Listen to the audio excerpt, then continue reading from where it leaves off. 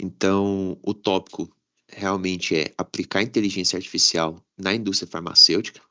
Vou passar aqui por cima algumas aplicações práticas. Então, desde fundamentos e conceitos do que é uma inteligência artificial, quem é que monta, né, essa inteligência artificial, até algumas etapas aqui que vão mais adiante. Ah, como eu vou montar esse modelo de inteligência artificial? Que linguagem que eu vou usar? Eu preciso fazer usar um software de programação? Eu posso usar softwares low code, no code? Então, a ideia é conseguir passar essa visão geral. Uma breve apresentação sobre mim, né? Meu nome é Júlio, né? Eu sou doutorando em Química aí pelo UFG, também com ênfase nessa área de modelagem de inteligência artificial para predição de propriedades físico-químicas de degradação de hifas. Sou mestre em Química pela UNB e bacharel em Química Industrial aqui pela Estadual de Goiás. Sou pós-graduado também em Controle de Qualidade e Desenvolvimento Analítico e bacharel em Ciência de Dados. Então, eu também tenho essa formação aqui na área de Ciência de Dados e pós-graduado em Docência no Ensino Médio Superior. Minhas experiências na indústria foram voltadas para desenvolvimento e validação de métodos, investigação, estudo de solução, compatibilidade. Atualmente eu trabalho com análise de risco de nitrosaminas, análise de documentação, COA, DMF, investigação de pré-formulação. Tenho experiência também com a parte de estudo de permeação cutânea, então célula de Franz, né, a parte de permeação pulmar, essas coisas. Mudanças pós-registro, PAT, dentre outros. Tudo isso são áreas onde temos muita possibilidade de automatizar. É, Mexe com muita documentação, tem muito controle de processo. São áreas onde eu vou poder aplicar inteligência artificial no meu dia a dia. Tenho experiência também em parte de análise de dados, modelagem de banco de dados, montar dashboards, né, desenvolvimento de software, ou desktop, ou web, ou mobile. Que é a ideia que eu quero passar aqui? Toda essa experiência que eu tenho prática aqui, vamos dizer, eu consigo pegar essa parte de análise de dados e aplicar no meu cotidiano. Ah, eu vou sair fazendo inteligência artificial avançada aqui já e tudo. O que nós temos que entender? O início dessa artificial é ter o dado numa forma que a máquina vai conseguir compreender ele. Então, se eu tenho uma informação onde a máquina compreende ela, a máquina consegue aprender essa informação, ela está de forma estruturada, a partir daí eu consigo aplicar, então, inteligências artificiais e ter grandes resultados. Então, o objetivo inicial seria o quê? Ah, eu tenho que ver como esse dado vai chegar para mim. Então, se eu tenho um desenvolvimento e validação de método, como que esse dado está? Ele está numa forma estruturada, por exemplo? O que seria uma forma estruturada? Seria eu ter esse dado em planilhas. Um Excel, por exemplo, é um dado estruturado. Ah, não, eu tenho só documentos ali, PDF, docs, que estão jogados numa pasta. Isso aí seriam dados que não estão estruturados, né? Eu não tenho essa informação de fácil acesso para a máquina. Mas aí a ideia é nós conseguir abordar, então, tudo isso no decorrer do curso, e eu vou passando aí, então, esse panorama geral.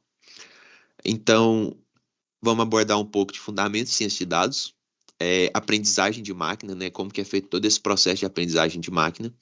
Quimioinformática é uma área que poucas pessoas conhecem, né? Que seria o quê? Eu conseguir aplicar a aprendizagem de máquina para a área da química. Então, se eu vou fazer um desenvolvimento de método, se eu vou fazer um estudo toxicológico, eu vou fazer uma descoberta de novas moléculas, como o computador vai reconhecer essa estrutura química. Então, eu consigo pegar essa estrutura química, passar para o computador numa forma onde ele vai conseguir fazer predições com ela, seja de classificação, vou conseguir agrupar novas estruturas, ou fazer predições, né? Por exemplo, eu quero fazer uma predição de estabilidade. Para isso, eu preciso que ele conheça aqueles grupos funcionais que eu tenho naquela molécula, conheça meus resultados de estabilidade, e a partir disso aí eu consigo fazer novas predições. Então, nós vamos abordar uma forma aí de como o computador consegue entender essas moléculas químicas. A parte de pesquisa e desenvolvimento, né, todas as aplicações que eu posso ter nessa área, e no final eu vou passar algumas aplicações práticas, né, alguns sistemas aí que podem ser desenvolvidos, e vai dar uma celeridade aí no meu dia a dia. Então, o que é inteligência artificial? A inteligência artificial é a capacidade da máquina de pensar e tomar decisões de forma semelhante ao ser humano. A inteligência artificial, ela surgiu agora, é algo que está no momento, mas é algo que já vem de muito tempo atrás, porque basicamente a inteligência artificial, o principal pilar dela é a estatística. Então, a inteligência artificial, esse aprendizado de máquina, seria a máquina conseguir pegar um dado, informação que eu tenho, e conseguir fazer ali tratamentos estatísticos com ela, aprender um comportamento e a partir desse comportamento fazer novas predições. Como que funciona então essa inteligência artificial? Eu preciso de dados. Então, hoje a base dela é ter muitos dados para conseguir aprender e tomar decisões. Hoje na indústria nós temos quantidade de dados muito grande, a maioria não estruturado, né? São dados aí que estão espalhados, papel e tudo. Mas tendo esses dados de forma estruturada, a máquina pode aprender e tomar decisões a partir disso. Algoritmos, instruções que nós vamos dizer para a máquina como analisar esses dados e aprender com ele. Então, seria como se eu criasse uma regra, né? Então, a partir daqueles dados, você vai aprender isso aqui. Machine Learning vai ser uma técnica, então, onde a máquina vai melhorar sua performance com o tempo ao aprender com os dados. Nós vamos passar vários tipos aqui de Machine Learning, né? Tem vários tipos, para cada caso eu vou aplicar um caso diferente aqui, um modelo diferente. A ideia é conseguir passar tudo isso. Mas aqui, o que que é, então, a inteligência artificial? É nós ensinarmos a máquina a pensar como seres humanos. Ela vai conseguir tomar decisões. Ah, mas ela vai tomar decisões baseadas nos dados que eu passei para ela, que eu ensinei para ela. Então é como se eu estivesse alfabetizando meu computador. Ele vai aprender aquilo que eu ensinei e a partir daquilo ele vai conseguir tomar decisão. Onde a IA está presente, então, no meu dia a dia? Hoje, o segmento mais fácil de conseguirmos visualizar a inteligência artificial é na área de e-commerce, a área comercial. Por quê? Tudo que nós vamos fazer ali, vou fazer uma compra, né? Ele consegue me sugerir compras personalizadas. Mas essas compras personalizadas são baseadas em quê? São baseadas em dados que o computador foi treinado e ele consegue fazer esses reconhecimentos. Então, se eu estou ali comprando um smartphone, ele vai falar: quem comprou esse smartphone também comprou uma película para esse celular aí, ó. Também comprou um cartão de memória, comprou uma case, né? Uma capinha. Então, ele consegue fazer essas recomendações para mim. Isso, da mesma forma que é aplicada aqui no e-commerce, também aplicada para as outras áreas, né? Então, às vezes eu consigo fazer padrões de venda, por exemplo, de um medicamento. Quem comprou esse medicamento também está comprando esses outros itens aqui. Então, eu consigo estruturar essas formas onde a máquina consegue reconhecer padrões e me passar. Qual que é a vantagem do aprendizado de máquina? Hoje, se você me entregar um banco de dados, né, uma planilha com 10 informações, eu vou conseguir ler ela e te extrair resultados a partir dessas 10 informações. Mas se eu te entregar com 1.000, tá, com 1.000 informações você vai demorar um pouquinho, mas talvez você consiga me entregar um resultado. Se eu te entregar uma planilha, então, com 1 milhão de linhas, você vai conseguir extrair informações disso? Então, a vantagem da inteligência artificial, desse aprendizado de máquina, é realmente isso: é conseguir extrair informações de grande volume de dados, onde um humano não teria capacidade de conseguir tirar um insight ali. Então, o que que eu consigo a partir desses dados? Quanto maior o volume de dados, que hoje é crescente, cada vez mais, né? Então, a máquina vai conseguir tirar resultado dessas informações para mim e me dar sugestões. Gestão de estoque e previsão de vendas. Quanto você vai vender de um produto numa determinada data? Então, o aprendizado de máquina, ele consegue te ajudar a ter um estoque eficiente. Eu não preciso sair comprando tudo quanto é tipo de matéria-prima, porque ele pode ver quanto que eu comprei no passado, quanto que saiu mês a mês, e eu posso montar, por exemplo, um sistema de série temporal. Então, se eu tenho datas ali e valores desses estoques, o aprendizado de máquina ele consegue me ajudar a tomar decisões de, toda vez que você teve um estoque acima de 80.000 ali, esse produto perdeu. Então, você teve um vencimento ali, então o ideal é que você não passe esse limite. Tal mês, baseado nos últimos 5 anos, é o mês que você mais vendeu de pirona, por exemplo. Então, ele consegue identificar esses padrões de compra. E também consegue identificar quais são seus produtos mais populares. Toda essa parte de análise de grande volume de dados, ele consegue fazer para nós de forma automática. Atendimento automatizado ao cliente, também é o chatbot, né? Isso aí é algo que está presente no dia a dia já tem bastante tempo. Então, de acordo com a IBM, custa mais de 1,3 trilhões todos os anos para as empresas conseguir atender essa chamada de cliente. Então, é um custo muito elevado, porque eu vou precisar ter analista ali 24 horas por dia, 7 dias por semana, para estar sempre atendendo todas as pessoas que precisam resolver alguma coisa, algum chamado. Então, isso consideramos então um desperdício de recurso humano, porque a inteligência artificial está vindo para roubar empregos, né? Não, a ideia é a inteligência artificial, ela está parando de desperdiçar recursos humanos, né, com serviços que seriam manuais, seriam serviços de rotina, e transformando serviços, liberando, né, vamos dizer assim, serviços com caráter mais técnico. Então, as pessoas vão conseguir trabalhar com áreas onde realmente eu preciso tomar decisões. Mas o serviço manual a máquina pode fazer, né, e conseguir me dar um resultado aí num tempo mais rápido. Hoje o eBay, um exemplo aí, né, possui o Shopbot. Então, suponha que você quer comprar um presente no Dia dos Pais dentro do seu orçamento. Você fala para ele qual presente você quer, fala qual que é o seu orçamento e ele já vai te dar qual que é o item, por exemplo. Então, isso aí são tudo aplicações aí de inteligência artificial no dia a dia que cada vez mais está evoluindo. Busca visual. Então, isso aqui seria um outro algoritmo, né? Nós chamamos de visão computacional. O que seria essa visão computacional? Eu consigo ajudar, então, os clientes a encontrar os produtos mais rapidamente. Então, o Google tem vários aplicativos aí que já tem esse sistema, né? Eu tiro uma foto de um produto que eu quero, ele vai e consegue trazer para mim onde eu acho esse produto para me comprar, por exemplo. No dia a dia, onde que mais eu consigo aplicar isso, né? Essa parte de busca visual, por exemplo. Produção principalmente, né? Eu tenho que ficar lá, por exemplo, verificando se meus comprimidos foram vazados certinho no blister. Então, às vezes, uma câmera consegue fazer esse reconhecimento. A parte de segurança, né? Então, hoje eu tenho aí reconhecimento Face ID no iPhone, tem vários sistemas de reconhecimento facial. Então, todas essas formas de reconhecimento, todos esses sistemas, então, de inteligência artificial baseado em visão computacional, né? Que é uma forma da máquina conseguir reconhecer aquele objeto, e fazer buscas similares. Também é uma parte aqui que nós vamos abordar, como que eu consigo fazer esses algoritmos. Então, o que é a ciência de dados, né? Nós sabemos, então, que a inteligência artificial vai ser essa forma, né, da máquina conseguir aprender.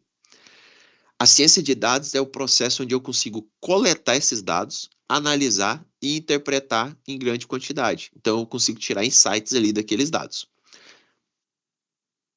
Quais são essas etapas do processo? Nós vamos abordar aqui todas elas. Seria qual que é o objetivo do seu problema? Qual que é a definição do seu problema, né? O que que você quer resolver? Então, vamos identificar e coletar os dados. Esses dados podem ser coletados de várias fontes. Vamos fazer a limpeza dos dados, é onde nós vamos estar removendo aí dados incompletos, incorretos, irrelevantes. Esses dados, né, nessa parte de limpeza, é porque qualquer dado em branco que eu tiver ali pode interferir num resultado futuro. Os outliers, né, que nós chamamos, os pontos fora da curva, também pode ser dados que às vezes ele vai ter mais um impacto negativo ali no meu processo que o impacto positivo, por exemplo. Ele vai conseguir atrapalhar, né, o aprendizado de máquina ali, vai pesar para o lado errado. Vamos ter uma etapa aí de exploração. Então, vamos explorar os dados, entender esses padrões, relacionamentos. Normalmente, essa etapa de exploração ela é mais visual, né? Então, é a parte assim, quando eu monto gráficos, eu consigo ver esses resultados ali, ver se realmente aquilo ali está casando, né? Então, se esses dados têm realmente relação um com o outro, se não tem nada. Eu vou mostrar aqui umas formas de gráfico que nós podemos usar. Tem algumas matrizes de correlações, né? Visto isso, eu faço minha modelagem, que seria então usar estatística para fazer alguns algoritmos e modelar. Como que eu vou fazer um modelo? Eu tenho que decidir se ele vai ser preditivo ou descritivo. O que seria isso? Eu tenho dados de estabilidade. Eu quero predizer, eu tenho dados, por exemplo, de 3 meses, 6 meses, quero predizer com 24 meses qual vai ser a estabilidade do meu produto. Eu estou predizendo um valor, né? Então, eu tenho um modelo preditivo aqui para valor. Então, isso é um modelo de machine learning, são modelos de regressão. Mas eu quero fazer uma análise de cliente meu. Então, eu tenho vários clientes ali na minha indústria, eu quero saber qual o comportamento de compra desses clientes, né? Como eles estão se comportando. Eu consigo fazer clusterização. Então, seria algoritmos onde eu vou agrupar esses clientes e ver se eles têm padrão similar de compra. O que que eu ganharia com isso? O mesmo vendedor que atende um tipo ali, um grupo, ele pode atender outros clientes que compram da mesma forma. Às vezes tem cliente que eu vou ter que ficar lá insistindo para ele mês a mês, tem outros que já são grandes redes e eu não preciso ficar indo lá toda hora. Então eu consigo fazer essa distinção no atendimento. Consigo também identificar, por exemplo, clientes que eu estou perdendo. Então eu já consigo ter abordagens distintas ali. Eu não posso perder esse cliente. Então eu consigo tratar, né, cada cliente de uma forma específica e fazer um algoritmo, por exemplo, de clusterização. E por último, a visualização dos dados, né, que é a parte onde eu vou criar gráficos e relatórios para comunicar os resultados de maneira clara e compreensível. A computação, ela vem evoluindo bastante. Então, antigamente, eu tinha só linhas de código. Eu ia acessar lá muito antes, né, do Windows 94, por aí, tudo era aquela telinha preta, né, do CMD. Então, hoje em dia, não. Hoje em dia, eu vou fazer um sistema, vou fazer algo, eu já consigo formas mais elaboradas. Então, hoje eu já consigo clicar e arrastar. Então, já tem sistemas ali que já estão bem mais visuais até no desenvolvimento, né? Onde chamamos aí de low code, no code. Então, vamos abordar um pouco dessas ferramentas mais para frente. A parte da visualização é muito importante porque não adianta eu só pegar um dado, né? Muitos dados e jogar ali. Quando eu faço esse tratamento dos dados, consigo tirar insight desses dados, eu passo ele de forma objetiva para alguém conseguir ver aquele dado e tomar uma decisão com ele, que é uma das partes mais principais, então, dessa análise de dados. Então, eu conseguir transformar o dado num resultado claro, onde eu vou conseguir tomar uma decisão com isso. A coleta dos dados eu vou deixar um pouquinho mais para frente, porque vai ser a parte onde nós vamos mais aprofundar, vamos dizer assim. Porque a coleta dos dados, ele pode vir de onde? Eu posso ter um dado que vai estar numa planilha, mas posso ter um dado que está num banco de dados, ou eu posso ter dados que não estão estruturados, mas eu pretendo estruturar esses dados. Então, eu vou conseguir pegar todos esses dados aí e conseguir tratar eles, mostrar como que eu posso fazer para coletar esses dados e depois seguir nos outros processos de limpeza, todos os outros tratamentos. A limpeza dos dados é um processo essencial para preparar os dados do Machine Learning e para o Business Intelligence, né, o BI. No processo de limpeza dos dados, basicamente, o que nós vamos ter que fazer? Identificar se eu tenho dados duplicados, porque isso aí vai ter um peso dobrado nos meus dados. Fixar dados, corrigir dados incompletos, dados irrelevantes. Então, eu tenho que ver o peso ali daquelas informações, se realmente aqueles dados ali estão fazendo sentido. Inserir os detalhes que estiver faltando. Tem alguma coisa ali que eu possa agrupar, alguma coisa que tem correlação. Vou consolidar aqueles dados, identificar quais são as chaves, né? O que seriam essas chaves? Quando eu tenho, por exemplo, um sistema onde eu vou controlar padrões, né? Então, qual que seria as minhas chaves principais para me fazer uma consulta de um padrão no meu estoque? Eu vou consultar pelo nome, vou consultar pelo lote. Essas chaves vão me trazer diversas outras informações, mas eu preciso definir quem são minhas chaves principais, né? Então, por exemplo, o lote vai ser uma chave única. Não, o lote não é uma chave única, mas o número do frasco pode ser que seja uma chave única. Então, eu consigo distinguir isso aí, quem são minhas principais chaves, né? Porque também são valores que não podem ser duplicados. Mais para frente, nós vamos abordar um pouquinho sobre isso aí. Ver se todas as variáveis que eu quero naquele projeto estão ali. Então, se eu quero, por exemplo, desenvolver métodos analíticos, né? Então, quem são as variáveis que eu posso ter no desenvolvimento do método? Eu tenho fase móvel, eu tenho coluna, eu tenho as condições cromatográficas, né? Então, eu tenho fluxo de injeção, tenho várias condições ali, e eu quero predizer os resultados. Então, todas as variáveis que eu preciso estão ali para a predição do valor que eu quero. Então, eu já tenho que pensar no meu objetivo, a partir desse objetivo, eu conseguir detalhar tudo que eu preciso. Nesse primeiro momento, eu não preciso preocupar com quem que tem mais peso no desenvolvimento do método. Será que é a fase móvel? Será que é o solvente que eu usei na amostra? Então, eu não preciso ficar muito preocupado com esses pesos. Por quê? Porque depois nós vamos conseguir fazer uma matriz de correlação e, baseado na matriz de correlação, o próprio algoritmo vai me falar quem que realmente impacta. Porque se eu pegar experiências, né, profissional e tudo, eu vou conseguir tirar um tipo de análise.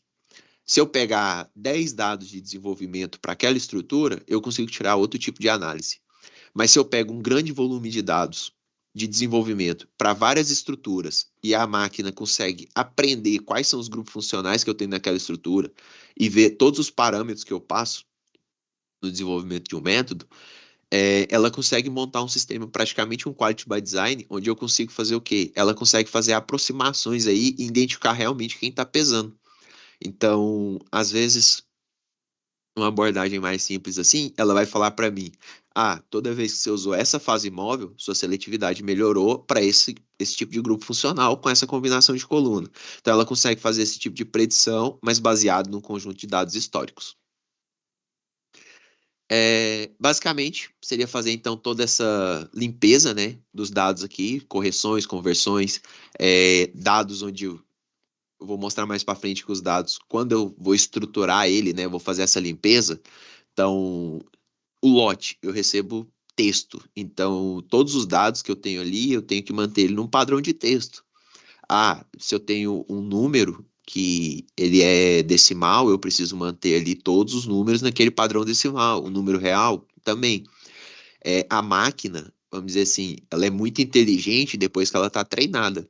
Mas o processo de capacitação dela, né, o treino, ensinar ela, é um processo bem moroso aí, bem delicado, onde nós temos que passar tudo de forma bem detalhada. Organização e estruturação dos dados. Então, esse aqui é um dos processos assim principal na hora de você montar o fluxo ali do que você vai fazer, né, nesse fluxo aí do Data Science. Eu vou criar categorias e vou padronizar os formatos dos dados e vou normalizar esses dados. O que seria isso? Basicamente, o que eu estava falando anteriormente é como se eu tivesse uma planilha de Excel onde eu armazenasse todos os meus clientes. Dentro desses clientes eu vou ter ali nome, CPF, telefone. Como que eu vou padronizar os formatos? Nome sempre vai receber texto. CPF sempre vai receber números. Telefone também sempre vai receber números. Mas se telefone vai receber números, então eu não posso colocar aqueles parênteses, eu não posso colocar um traço. Então toda essa parte de estruturação eu tenho que conseguir padronizar. Mais para frente nós vamos mostrar como que eu consigo tratar isso aí. Tenho outra planilha só com meus produtos. Vou lá e defino quem que vai armazenar ali. Compras, mesma coisa. Vou lá e defino. Então eu consigo aplicar isso aí em qualquer área, mas sempre pensando em montar um fluxograma com todo o meu processo. Por quê? Porque eu preciso realmente conseguir conhecer quem são minhas variáveis. Depois que o modelo está pronto, é muito complicado de você voltar lá no início, ter que retreinar tudo, repadronizar esses dados, coletar novamente. Então é sempre bom gastar um pouco de tempo nessa parte de organizar e estruturar. Pensar bem no problema e ver qual que é meu objetivo. Então, a partir daí, eu vou conseguir ser assertivo, né, na minha tomada de decisão. Análise e interpretação dos dados. Então, a partir do momento que eu fiz aquela estruturação, eu consigo fazer, então, análise estatística exploratórias para descobrir padrões, tendências, insights. Então, feito aquela parte, vou estruturar os dados, vou coletar todos eles. Fiz a limpeza, consigo ir lá e fazer essas análises. Então, vou plotar gráficos e ver se esses gráficos estão fazendo sentido, né? Se eu consigo obter algum resultado a partir desses gráficos. Ferramentas e técnicas utilizadas na parte de tratamento de dados. Então, essas ferramentas são ferramentas onde vai me auxiliar na coleta, limpeza, análise e interpretação. São 3 etapas, mas são etapas que eu consigo fazer praticamente de forma simultânea, desde que eu organizei e estruturei meus dados. Então, eu posso usar planilhas eletrônicas. Então, hoje eu tenho o Excel, tenho os Google Sheets, né? Então, são sistemas aí que estão no nosso dia a dia. O Excel já é uma forma bem estruturada que muitas indústrias acabam usando para coletar os dados. nós costumamos falar que não é uma forma recomendada. Por quê? Porque o Excel ele tem o problema de, quando eu estiver usando pouco volume de dados, ele está ok.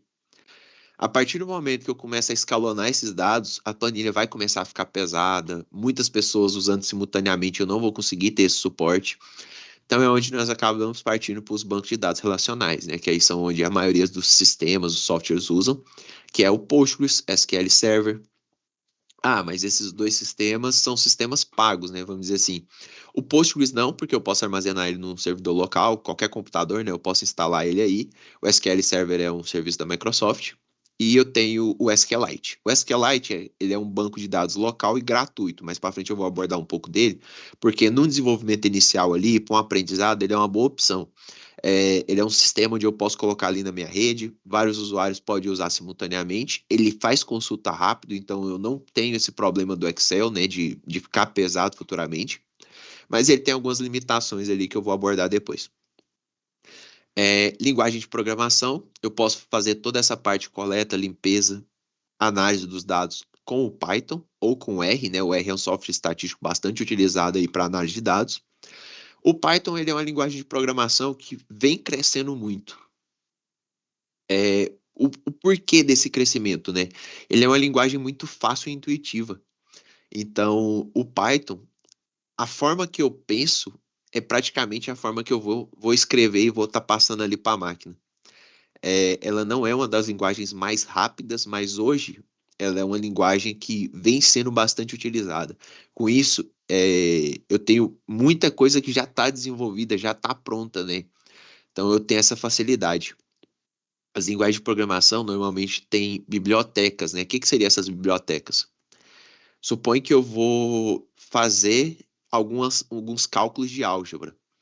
Ah, eu preciso, tudo que eu for fazer ali, eu vou detalhar uma fórmula, por exemplo, de média, vou detalhar uma fórmula de moda, todos esses modelos estatísticos no geral, vamos dizer assim.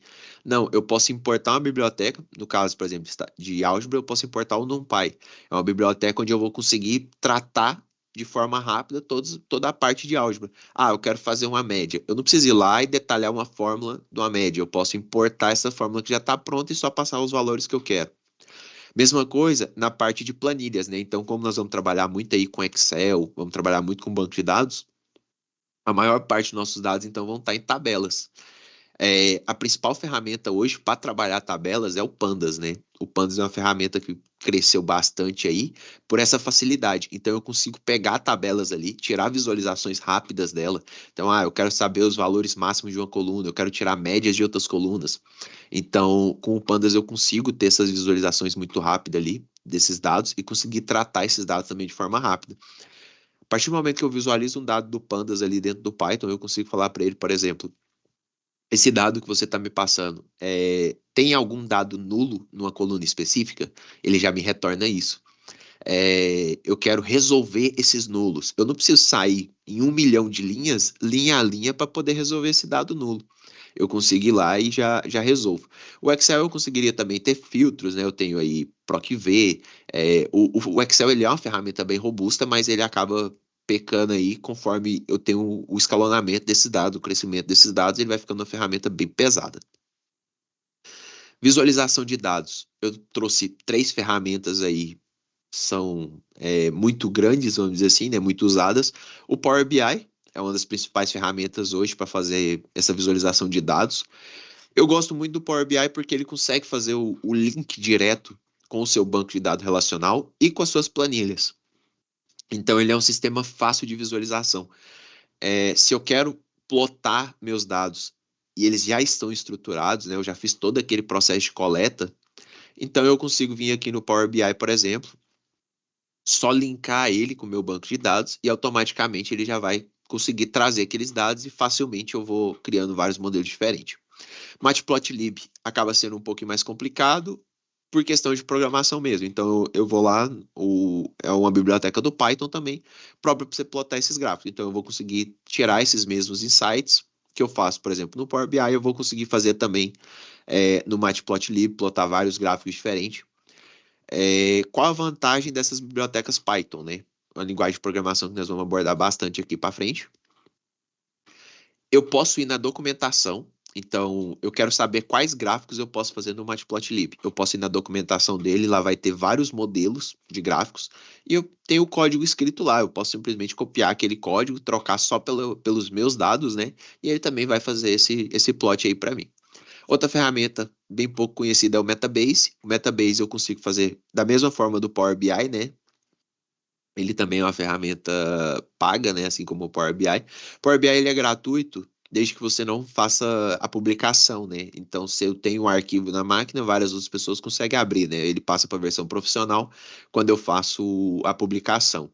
O Metabase é o mesmo princípio, para me hospedar, né, no Metabase e fazer essa publicação. Ele também é um serviço pago. A diferença do Metabase para o Power BI é porque a partir do momento que eu importo meus dados, o Metabase ele já vai sugerir para mim todos os gráficos que eu posso tirar, todos os insights que eu posso tirar a partir daqueles dados. Então ele já monta meu dashboard sozinho com várias correlações e eu só faço um filtro ali de quais dados realmente eu quero, quais gráficos, né, eu quero aproveitar.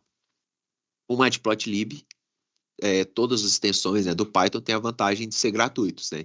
Então, no Matplotlib eu consigo ali montar todo um dashboard. No Python em si eu consigo montar um dashboard, no Matplotlib eu vou conseguir montar todos os meus gráficos e tudo isso de forma gratuita. Então, eu não vou ter custo aí nessa parte de visualização dos dados. Técnica de aprendizagem de máquina. Então, vamos abordar aí regressão linear, árvore de decisões, rede neural e algoritmo de cluster. Então, é basicamente o que eu estava falando anteriormente. Regressão linear é quando eu quero predizer valores, né? Então, se eu tenho um número, sei lá, por exemplo, mercado financeiro, hoje o dólar está tal valor, quanto que vai estar o dólar amanhã? Então, eu uso o algoritmo de regressão linear porque ele vai me predizer um número, né, para aquela situação. Árvore de decisão. Árvore de decisão é como se eu tivesse um fluxograma onde ele vai tomando decisões baseadas em sim e não. Realmente seria espécies ali de. Como que eu posso falar melhor? É como se eu tivesse um fluxo onde ele vai passar passo a passo nessas etapas para mim tomar uma decisão baseada naqueles dados. Algoritmo de cluster, né? Ele vai agrupar aqueles dados. E rede neural são algoritmos um pouco mais avançados, onde o treinamento da máquina é como se realmente baseasse no entendimento do cérebro humano. Então, é como se eu tivesse neurônios, vou ensinar esses neurônios a pensar e eles conseguem tirar insights ali, às vezes mais difíceis e tal. Vamos abordar um pouquinho mais para frente como que eu uso cada ferramenta. O que é um dado? Um dado, ele é a unidade básica de informação que vai ser usada para minha análise. Esse dado, eles são blocos fundamentais que compõem todo o processo de análise e decisão. Por que trazer essa abordagem do que é um dado, o que é uma informação? Esse dado, ele pode estar em várias formas, vários tipos, né? Então, isso aí vai impactar na forma que eu vou modelar essa inteligência artificial mais adiante. Os dados, eles podem ser estruturados, semi-estruturados e não estruturados. Ah, mas Júlio, qual que é a diferença desses três tipos de dados aqui? Um dado estruturado é um dado onde eu vou ter, então, ali na minha planilha. Eu tenho um dado ali num banco de dados. Cada coluna refere a uma coisa específica. Então, eu vou ter uma coluna para nome, uma coluna para CPF.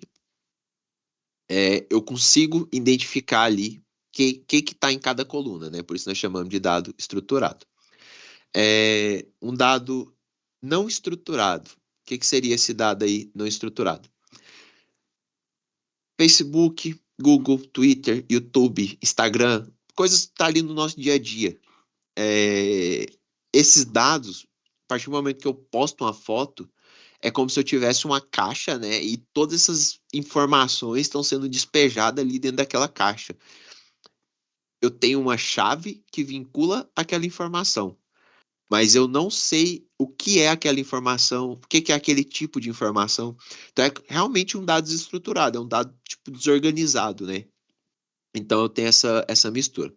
E eu tenho dados semi-estruturados também, que são os casos dos JSON, né? Os JSON seriam tipo dicionários, onde eu consigo ter ali, por exemplo, endereço, aí dentro desse endereço eu vou ter CEP, cidade, algumas chaves ali, né? Mas é baseado também num princípio de ID, assim como um dado não estruturado.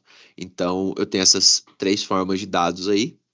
Vamos abordar principalmente o dado estruturado, que é o objetivo, né? Transformar todo o dado não estruturado em estruturado, para posteriormente conseguir fazer todas as etapas de tratamento até modelagem de inteligência artificial.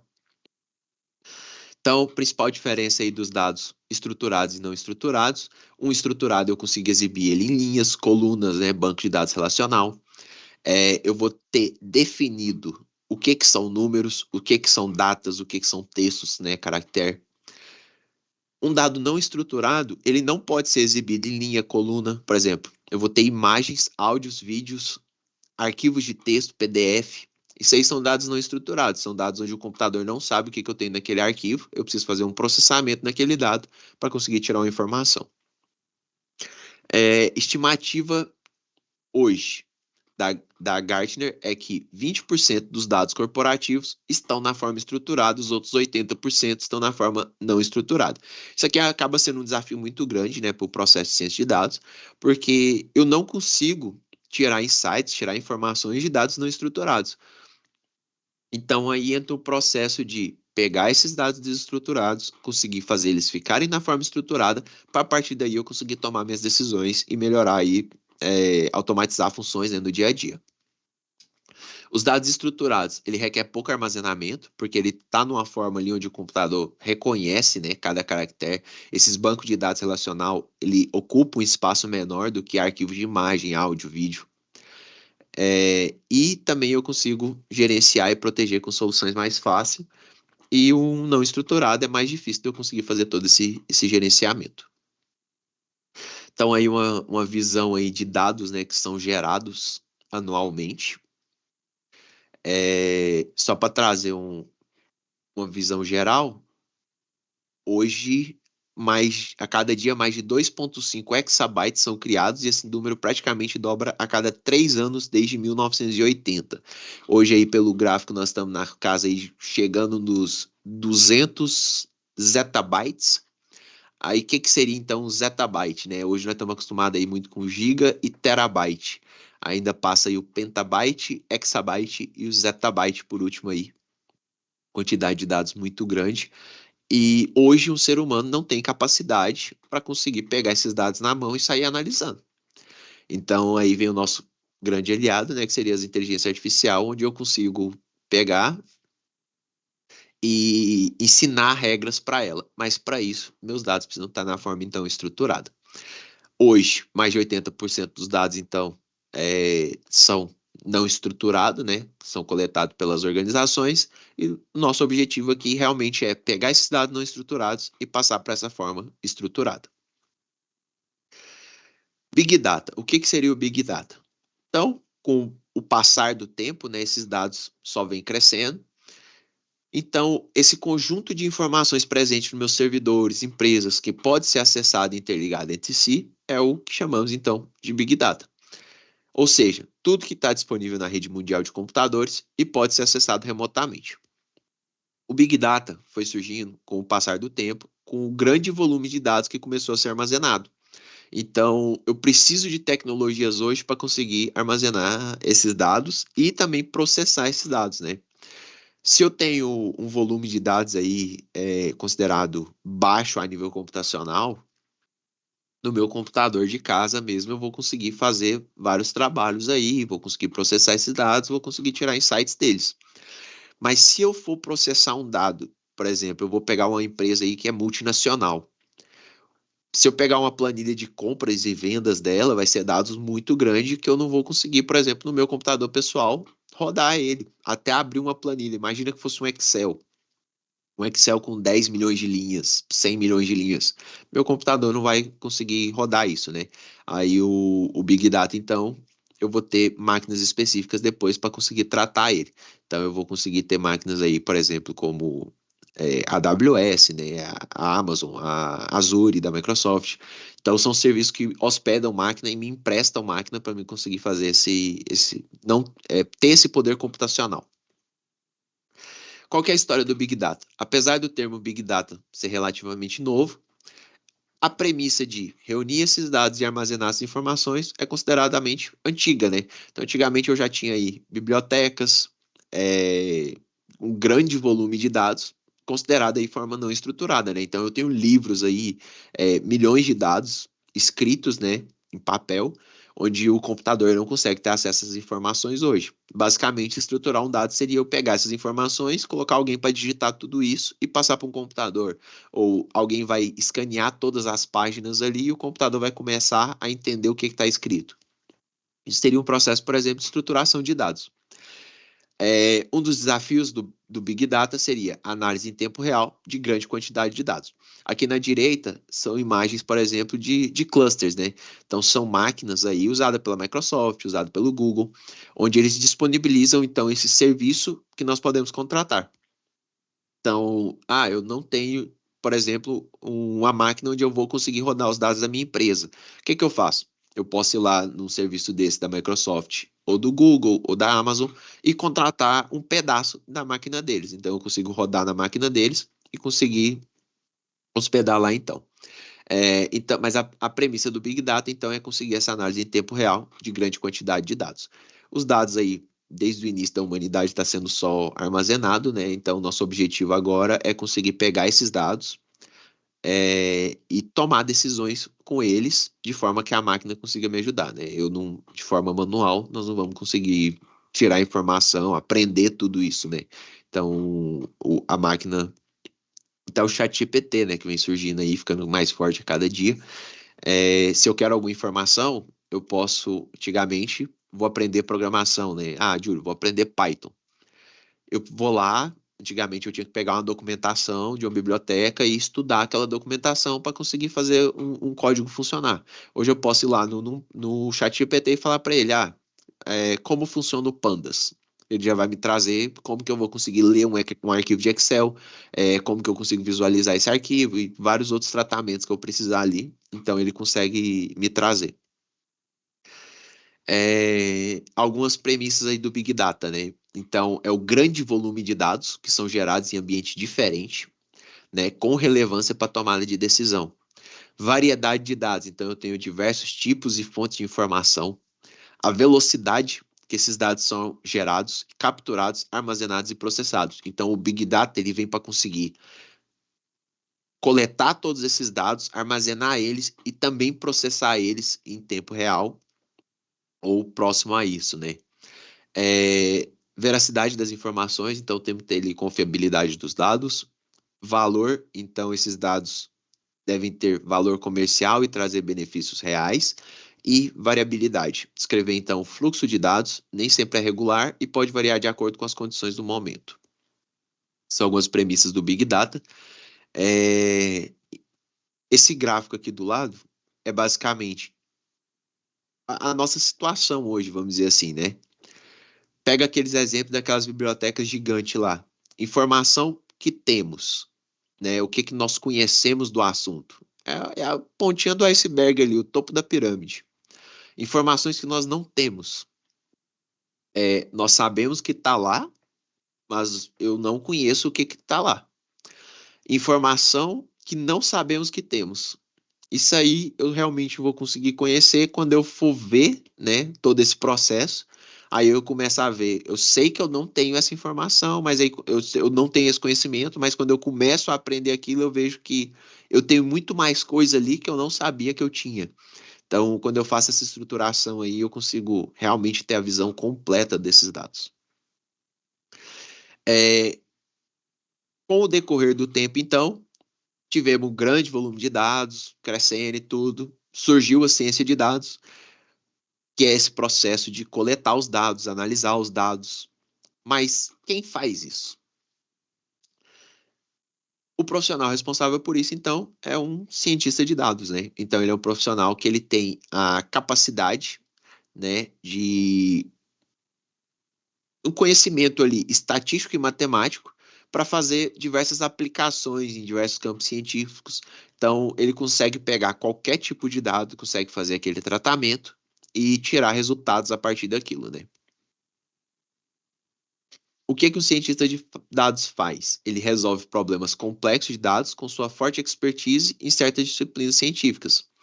Ele vai encontrar soluções e alcançar conclusões baseadas nesses dados. Daí mais para frente eu vou até abordar um pouco, né, que é o que nós chamamos de data driving, né?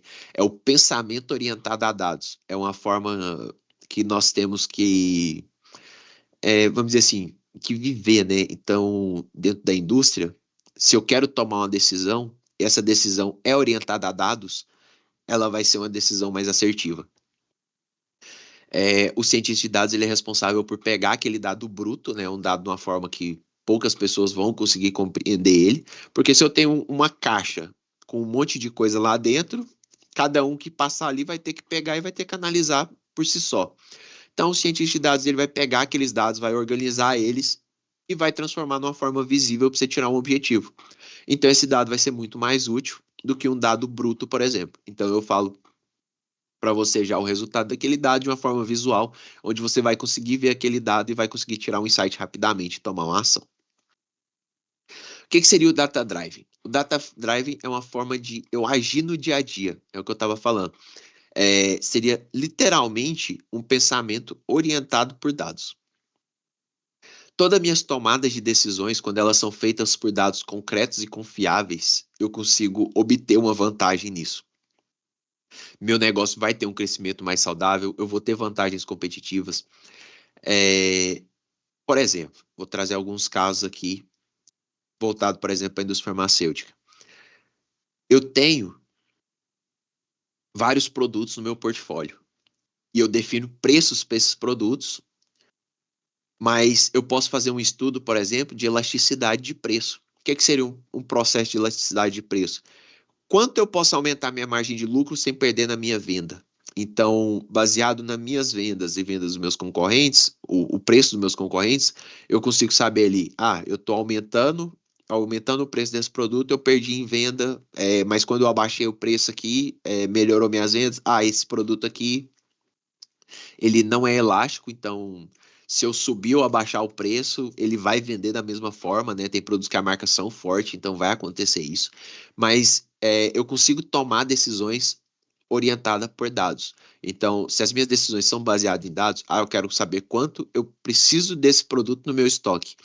Então, vamos olhar para o passado aí, né? Vamos olhar os dados históricos e vamos ver quanto você teve desse produto no seu estoque no mês a mês aí, no decorrer dos anos, quanto foi a saída. Então, o aprendizado de máquina consegue compreender isso e eu consigo tomar decisões baseadas nesses dados. Então, minha decisão vai ser mais assertiva porque eu estou usando um histórico ali, né, dados confiáveis, dados concretos, como um ponto de partida para minha análise. Então, no Data Drive eu consigo prevenir problemas, obter um maior faturamento, ter mais autonomia para o meu time, otimizar a experiência do cliente, antecipar tendências e ter também decisões mais assertivas. Se alguém quiser interromper aí a qualquer momento, alguma pergunta, alguma dúvida, pode ficar à vontade. Tipo de análise de dados. Então, a minha análise de dados, ela pode ser feita em 4 tipos: descritiva, diagnóstica, preditiva e prescritiva. Então, o que aconteceu, por que aconteceu, o que é provável de acontecer e qual decisão que eu vou tomar, né? Então, isso aqui eu já estou partindo para um pensamento, então, orientado a dados. Na análise descritiva, o que está acontecendo no meu negócio? Como que eu vou responder? Essa pergunta vai ser a partir da análise de dados históricos, né? Então, eu vou pegar aquele volume de dados, vou conseguir analisar ele e vou conseguir ver o que está acontecendo ali. Análise de diagnóstico. Por que isso está acontecendo? Então, eu vou pegar a descoberta das análises de dados e aprofundar para descobrir a causa. A partir do momento que eu tenho todo o histórico dos meus dados, eu consigo ver o que está acontecendo. Aprofundei na análise, eu consigo achar ali qual que é o ponto crítico, né? Vou criar ali métricas, criar indicadores. Então, eu consigo ver por que isso está acontecendo. Análise preditiva. O que acontecerá no futuro? Então, são técnicas para identificar tendências, padrões anteriores. Então, eu vou compreender o comportamento daqueles dados e a partir desses dados eu vou fazer predições no futuro. Aí entra o aprendizado de máquina, rede neural, árvore de decisão. Por quê? Então, fiz esse processo histórico, encontrei a causa, deixa a máquina aprender, então, como funciona o comportamento desses dados, identifica os padrões desses dados, e ela vai, então, me fornecer informações do que pode acontecer no futuro, e eu consigo tomar as decisões. Análise prescritiva, né? Então, que ações devem ser tomadas, leva, então, a análise preditiva um passo adiante. Então, baseado na tomada de decisões embasados por dados, né? Ajuda a definir quais ações eu vou tomar e defino ali, então, a meta para chegar.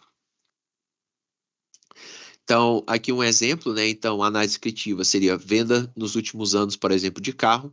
Análise diagnóstica, qual campanha gerou mais vendas? Uma análise preditiva, qual valor o veículo será vendido, né? Baseado nessas campanhas, nas últimas vendas e tudo.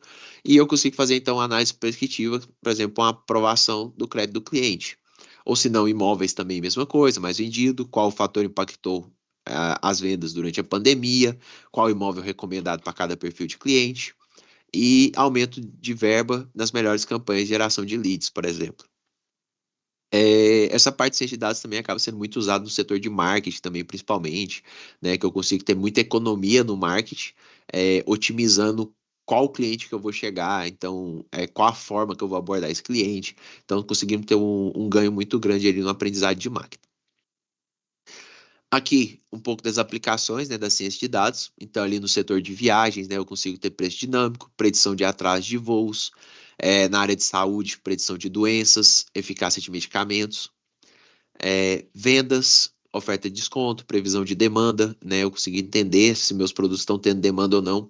Por exemplo, se a minha indústria, ela trabalha com produto antigripal, eu consigo fazer a análise de venda de antigripal mês a mês. Eu vou montar aí, por exemplo, a série temporal. Como que eu vou estruturar esses dados, Júlio?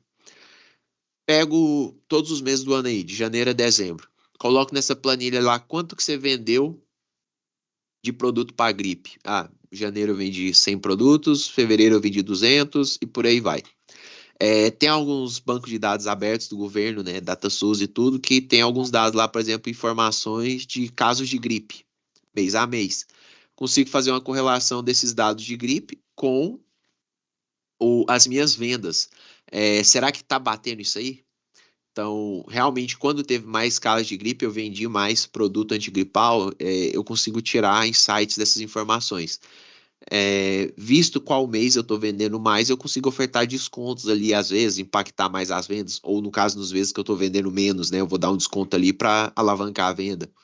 Mas eu também consigo me programar no futuro. Então, se eu sei que todo mês de julho faz frio e eu vendo mais produto porque tem mais casos de gripe.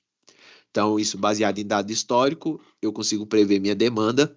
Então, sempre naqueles meses ali, eu vou aumentar o meu estoque, né? E deixar preparado. Então, eu já consigo reduzir custo aí de última hora, por exemplo, frete, eu já consigo agrupar tudo ali e tal. Eu consigo otimizar, no geral, meu negócio das vendas ali para conseguir solucionar essa demanda orientada a dados. Parte de créditos seguros, né, análise de risco de fraude, todo esse comportamento de cliente também é feito.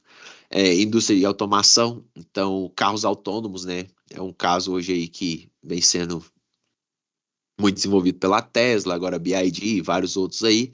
Então, os carros dirigem sozinho ali, mas tanto baseado em sensor quanto baseado em outros aspectos aí, né? Inteligência artificial aí baseado em histórico, GPS e tudo. Social media, então marketing digital, análise de sentimentos, né?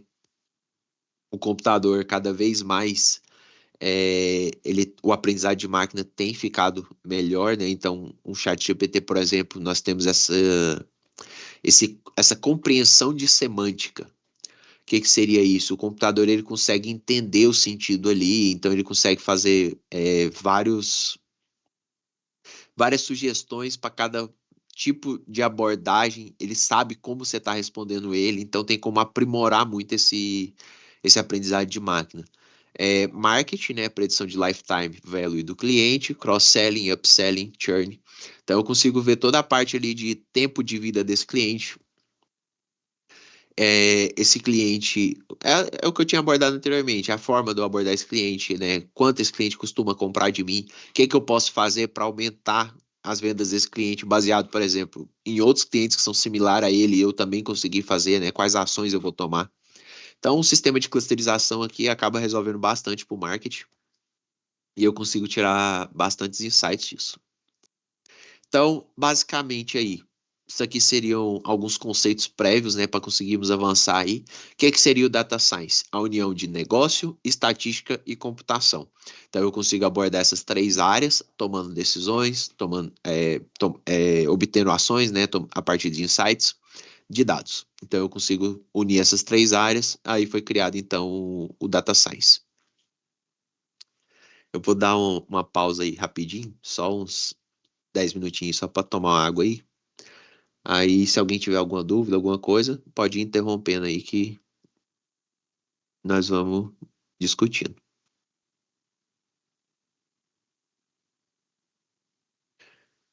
Então, o aprendizado de máquina, né, o machine learning, como nós conhecemos. O que seria, então, o aprendizado de máquina? O aprendizado de máquina ele é um método, né, de análise de dados que ele vai automatizar a construção de modelos analíticos. Então, eu vou ter ali a estatística e ele vai automatizar esses processos. Ele é um ramo da inteligência artificial baseado na ideia de que sistemas podem aprender com dados, ele pode identificar padrões e pode tomar decisão com o mínimo de intervenção humana. Então a ideia realmente é isso. Toda essa parte aí de coleta de dados, análise de dados, toda essa parte, querendo ou não, tem que ser feito ali. Nós vamos fazer, mas a partir do momento que nós fizemos isso, como que eu posso fazer? Eu posso ter um sistema que coleta a informação sempre daquela forma que já é estruturado. Então, feito isso, a máquina vai estar sempre ali aprendendo com aqueles dados, identificando padrões e tomando decisões também com o mínimo de interferência. Então, nós conseguimos fazer um processo aí 100% automático, né, automatizado. É, mais alguns exemplos aqui do machine learning, né, no dia a dia. Carros autônomos, né, então, essência de machine learning. Detecção de fraudes, hoje é uma das coisas que mais vem sendo usadas, né, na parte aí, reconhecimento facial e tudo isso. Mas como funciona cada um desses modelos aqui? Como funciona o algoritmo por trás, né?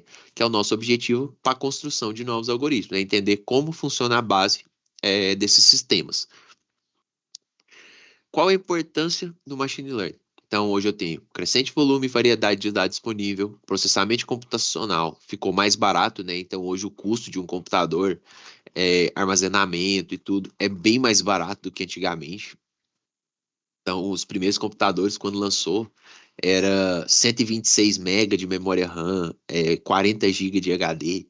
Então, isso aí, com o passar do tempo, os custos foi ficando bem mais barato e as tecnologias avançando bastante. Então, com isso, os dados é mais acessíveis e temos mais recurso, né, para conseguir treinar essas máquinas e também volume de dados aí cada vez mais aumentando. Então, os modelos de machine learning são capazes de analisar dados maiores e mais complexos e entregar resultados mais rápidos e precisos, mesmo que seja em grande escala. Então, nós temos esse ganho computacional aí, né, esse ganho na tomada de decisão, pela velocidade do computador conseguir analisar e entender um dado mais rápido do que eu, quando o dado é em grande volume. Então, eu consigo passar apenas métricas ali para o computador, onde ele vai conseguir obter esses insights. O aprendizado de máquina. Ele é dividido em três áreas. Então, eu vou ter aprendizado supervisionado, que seria o quê? Reconhecimento de imagens, retenção de clientes, diagnósticos, previsão de mercado. Eu vou abordar detalhadamente cada uma dessas aprendizagens de máquina aqui, de machine learning. Então, eu tenho a não supervisionada. Então, eu quero fazer licitação de atributos, visualização de atributos, sistema de recomendação, segmentação de clientes. Eu vou para a não supervisionada. E tem a aprendizagem por reforço. O que seria aprendizagem por reforço? Eu tenho decisões em tempo real, navegação de robôs, aquisição de conhecimento, tarefas em constante aprendizagem. Vamos detalhar cada uma delas aqui, então, para conseguir visualizar, né, de forma melhor. O que é uma aprendizagem supervisionada? Elas são feitas de rótulos e exemplos, né, atuais à respectiva saída desejada. Isso permite ao algoritmo aprender regras que mapeiam entrada e saída. Então, eu tenho todo um conjunto de dados históricos, tenho dados de entrada e tenho o rótulo desses dados. O que seria o rótulo desses dados? seria o nome da minha coluna. Então, essa coluna possui nomes, mas o rótulo dela é nome. Então, eu sei o que é aqueles dados. Essa coluna é produto, eu sei o que é meus produtos. Essa coluna é IFAs, eu sei o que são meus IFAs. Então, eu tenho rótulo nesses dados aí. O algoritmo de machine learning, ele vai aprender, então, todo o relacionamento dessas entradas e saídas, e eu consigo, a partir, o modelo, pensa assim, ele é uma caixa fechada. Eu vou passar os dados, o rótulo e uma fórmula estatística ali que ele vai aprender. Eu vou ter que definir essa fórmula. Quem que é essa fórmula? Não, mais para frente eu vou mostrar que isso aí é uma forma bem mais rápida, né? Porque hoje eu tenho as bibliotecas. Então as bibliotecas faz tudo de forma mais rápida, onde eu só passo alguns parâmetros para ela. Quando eu passar um novo dado, ele consegue predizer e me dar uma saída. Então, isso seria um algoritmo de aprendizagem supervisionada. Ele funcionaria mais ou menos dessa forma. Eu consigo ter um modelo preditivo, onde a cada novo dado eu consigo ter uma saída esperada. Vamos pensar, por exemplo, num caso de degradação de fármaco. Eu tenho um conjunto de fármacos, né, que são degradados, é, e os degradantes, por exemplo. Mas para uma reação química acontecer, eu tenho uma barreira energética ali. Então, eu tenho, por exemplo, a entalpia de reação. Se eu tenho dados de todas as estruturas químicas e degradantes, e eu tenho dados de todas as entalpias de reação, ele consegue aprender ali, baseado nos grupos funcional, baseado nas minhas estruturas químicas, ele reconhece padrões ali e ele sabe qual o valor, por exemplo, de entalpia atribuído para cada caso. No meu modelo preditivo, quando eu passar um IFA novo, ele vai saber qual a entalpia daquela reação, por exemplo. Eu passo uma reação nova para ela, ele consegue medir aquela barreira energética e me dá uma saída esperada. Então seria mais ou menos nesse sentido. Eu consigo passar um novo dado baseado nos dados anteriores que ele aprendeu, ele aprende o relacionamento. Então, para esse caso aqui, onde eu tinha uma hidroxila, eu tenho um valor X. Mas para esse dado aqui, onde eu tenho um ácido carboxílico, eu tenho um valor Y. Então ele consegue ter essa noção. Mesma coisa, por exemplo, a parte de limites, né? Então, por exemplo, nitrosaminas aí, eu tenho vários limites conhecidos. Hoje eu tenho CPCA, mas suponho que eu tivesse só querendo fazer read across. Então, eu tenho uma base de dados ali com todas as minhas estruturas químicas e todos os limites. E não só nitrosaminas, qualquer outra estrutura mutagênica que eu quero avaliar. Então, se eu tenho uma base de dados de mutagenicidade, eu aprendo todos esses limites. Quando eu passar uma nova estrutura química, ele vai conseguir me fazer uma predição de um valor, mas esse valor é baseado nas estruturas que ele já conheceu. Então, isso seria uma forma de modelo preditivo por aprendizagem supervisionada. Então, ele conhece as minhas estruturas, conhece os valores, né, os limites, né, de toxicidade dessas estruturas, e ele consegue fazer uma saída aí, predizer um dado novo. Aprendizagem supervisionada, então, seria, eu tenho dados usados para construir os modelos, nesse caso aqui, por exemplo, maçã, e o rótulo, maçã. O modelo vai aprender e ele vai predizer o que é uma maçã. Então, quando eu passar para ele uma imagem dessa, ele sabe que isso é uma maçã. Mas se eu passar uma outra imagem, ele já vai falar que isso não é uma maçã. Então, seria mais ou menos nesse sentido. Ele consegue tanto predizer dados, né, números, né, uma regressão, quanto também fazer uma classificação. Aprendizagem supervisionada, eu tenho alguns tipos aí, né? Por exemplo, eu tenho KNN, eu tenho árvore de decisões, florestas aleatórias, tenho regressão linear, regressão logística, máquinas de vetores de suporte. Aqui, esse conteúdo aqui, lembrando que ele vai ficar gravado, então eu vou disponibilizar para você, eu vou disponibilizar o material. O conteúdo dele é um pouco extenso, mas o objetivo realmente é mostrar toda a possibilidade, todo o leque que eu tenho na minha mão hoje.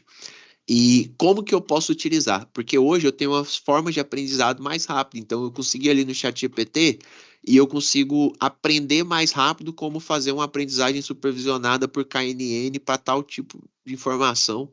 Mas se eu não sei que um KNN existe, é difícil de eu ir lá e correr atrás dessa informação. Então a ideia mais ou menos é essa, é conseguir mostrar tudo que eu posso fazer, mas qualquer dúvida, qualquer momento, podem ir interrompendo aí também, tranquilo. Eu não vou entrar muito nesses modelos aqui em específico, mas é só para vocês terem uma noção que são algoritmos diferentes para fazer a mesma coisa. Ah, mas qual algoritmo é melhor para cada caso? Algumas vezes eu vou ter que ir fazendo testes ali mesmo, alguns eu já, tipo, na literatura vai me ajudando, mas aqui um exemplo, por exemplo, eu tenho duas categorias, né? Categoria A e categoria B. O modelo de KNN vai conseguir fazer a predição desse novo ponto se ele pertence à categoria A e categoria B baseado nas similaridades e tudo mais. Então eu consigo fazer, por exemplo, essa classificação. Esse mesmo algoritmo pode ser feito por florestas aleatórias. O que vai mudar é a forma estatística como aquele dado vai ser tratado e o resultado que ele vai me dar.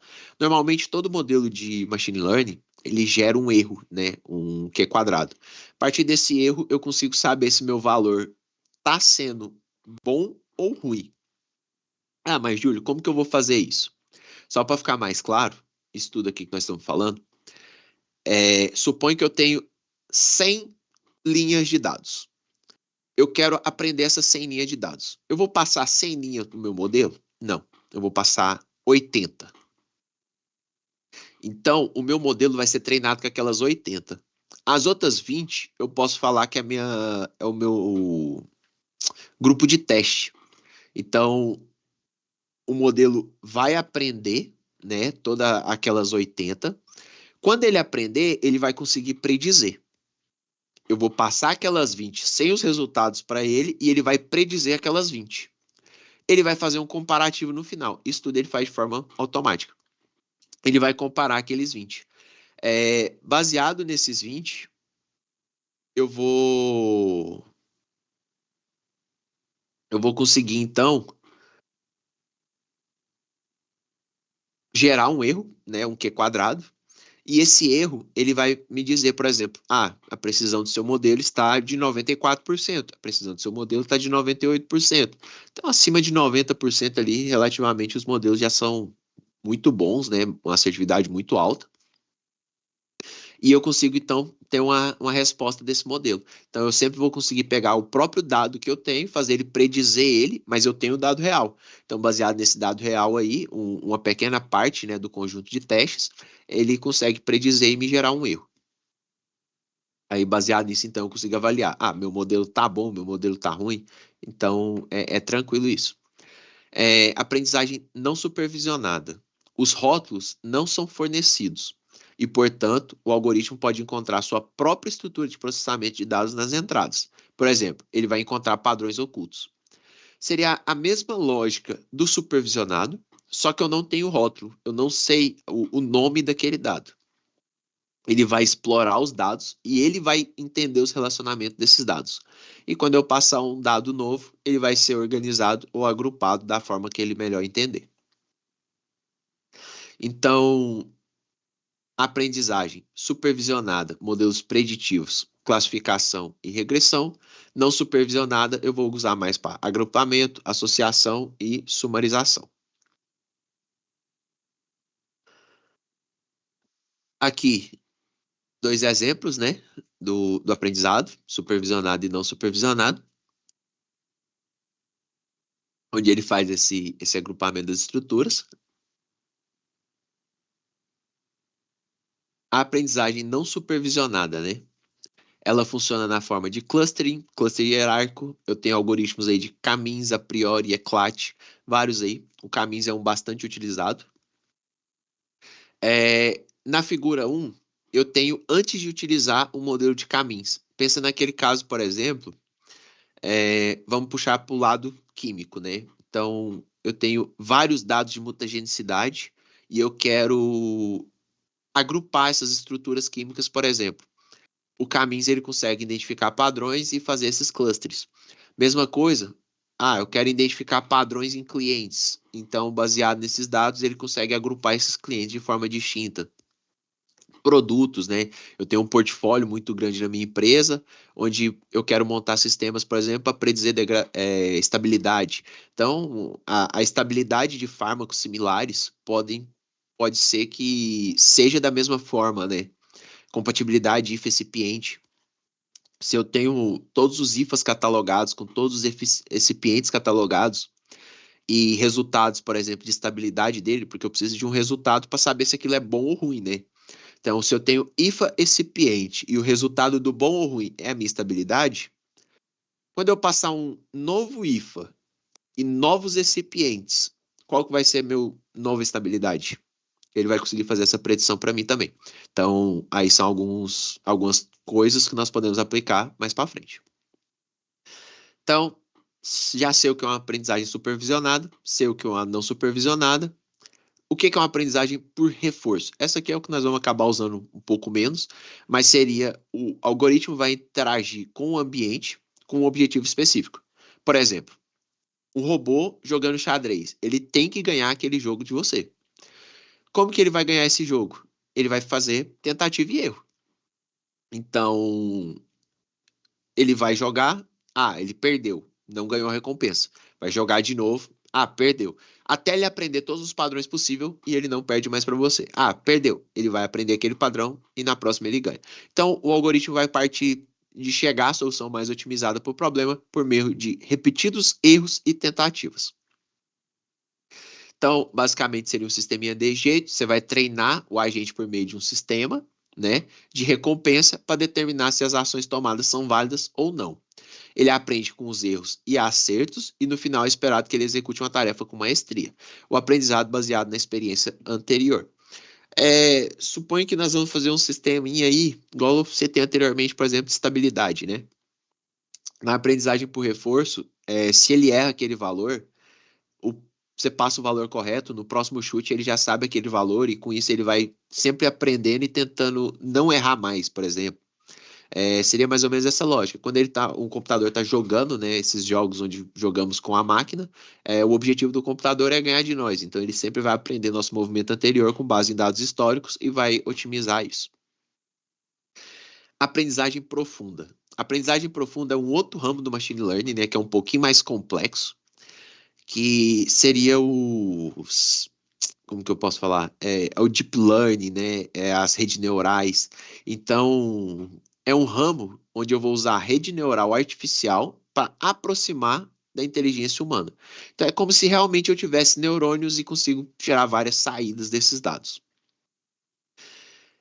Ela é inspirada pelos neurônios humanos. A aprendizagem profunda ela usa uma teoria de grafos para organizar os algoritmos ponderados em camadas de vértices e arestas. Os algoritmos de aprendizagem profunda são ótimos para processar dados não estruturados, como imagens ou linguagem. Então, é uma forma de dados aí, por exemplo, um ChatGPT. Quando eu vou lá, jogo uma imagem para ele, peço para ele extrair a informação daquela imagem. Ou uma linguagem mesmo, né? Ele consegue compreender essa linguagem e tudo. E as generativas, né, que nós chamamos, que são chats que ele compreende seu texto, responde você. Então, toda essa aprendizagem profunda aqui. Na aprendizagem profunda, eu vou ter entradas de treinamento. Ele atribui pesos para essas entradas. Os neurônios compreendem esses dados e geram saídas. Então, realmente são neurônios aqui. Esse aqui é um pouquinho complexo aqui de entender assim por cima.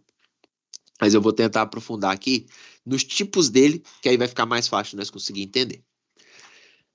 Eu tenho 3 tipos principais de rede neural amplamente utilizado. Então, quais são eles? Eu tenho as convolucionais, recorrentes e redes neurais adversárias gerativas. Então, são esses 3 tipos. Mas o que são cada uma delas? A rede neural convolucional ela é usada especificamente para um conjunto de dados de imagem. Então, as camadas convolucionais são capazes de extrair característica essencial da imagem com menos custo e tempo de computação e são aplicados, por exemplo, no uso de classificação de imagem e detecção de objetos. Então, se eu quero detectar um objeto naquela imagem, eu vou usar uma rede neural convolucional.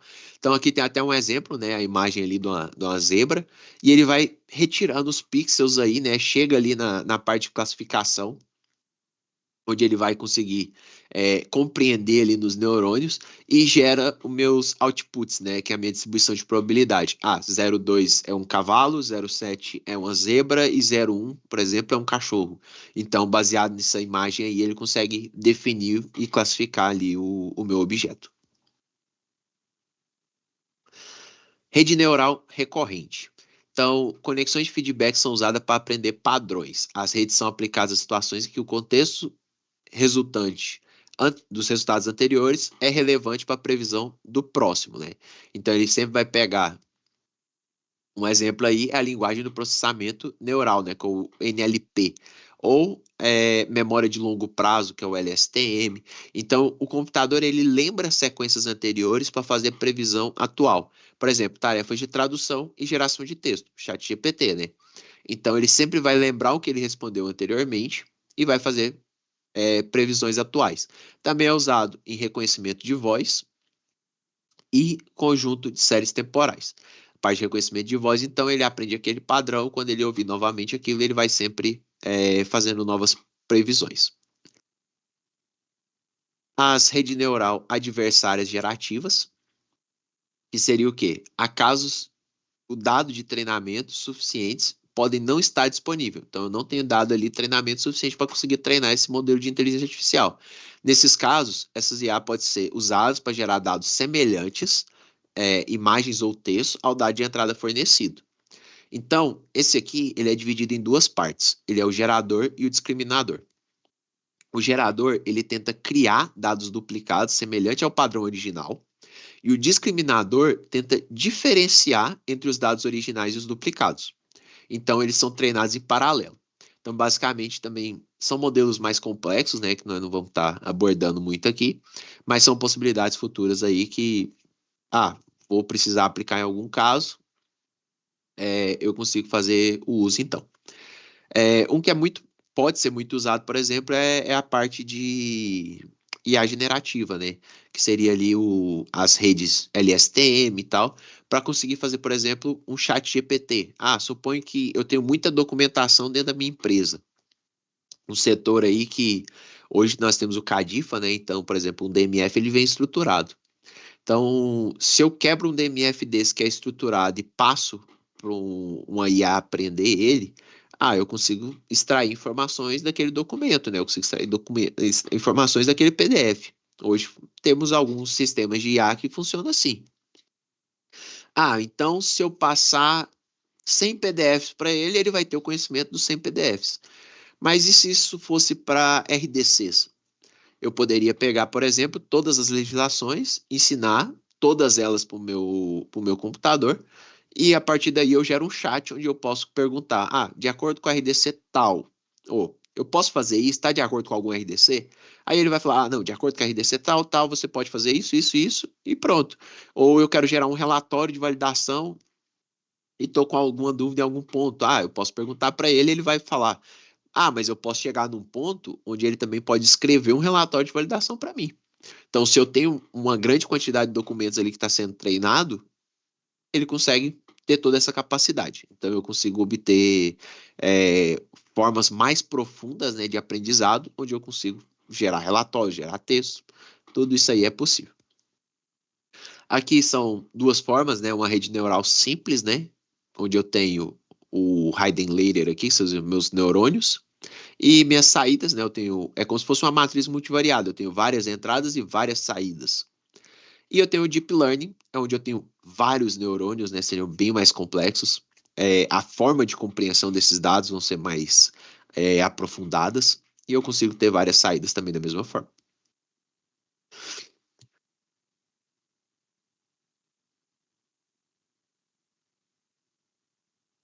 Então, quais são as vantagens e limitações do machine learning e do deep learning?